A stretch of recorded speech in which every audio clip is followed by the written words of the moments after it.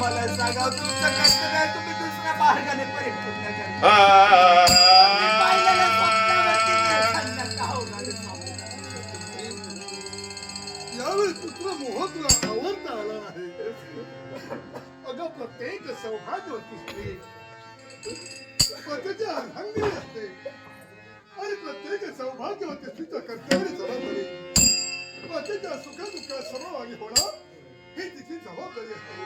मला वाटलं होतंच मी सांगतो क्षणी राज घराण्याकरिता युवराज शापमुक्त होण्यासाठी माझी पत्नी स्वतःची माझ्याकडे सुटली. स्वामी मला सांगा आजपर्यंत कुठली इच्छा आपली पूर्ण केली? आपण शब्द टाकावा आणि या राणीने आपल्या पत्नीने तो तळावर झेलण्याचं कर्तव्य करा.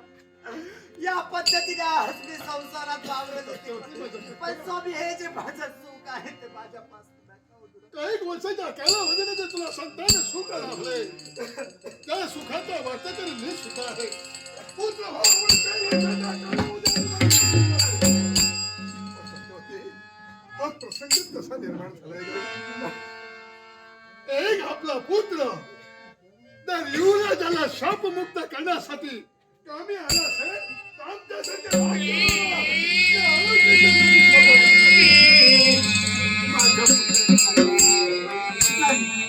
माझा पुत्र मी आपल्याला नाही देणार. आपल्या जवळ कित्येक पर्याय आहे त्याचा विस्मरण करा.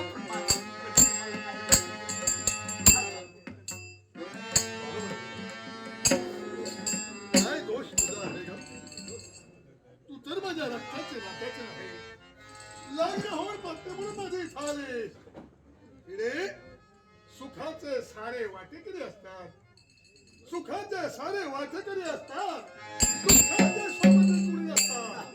ज्याचं दुःख हे त्यालाच भोगावं लागतं. म्हणून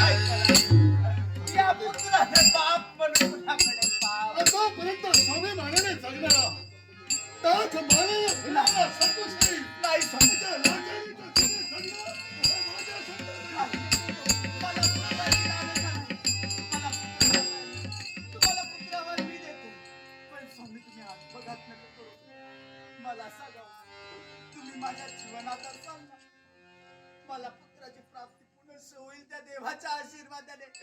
पण तुम्ही जर जीवनात नसाल ना तर तुमचे या पत्नीने आणि पुत्राने कोणाकडे पाहावं? सेन मूळ आणि सौभाग्य स्त्रीच्या जीवनातील अनमोल अलंकार आहेत का?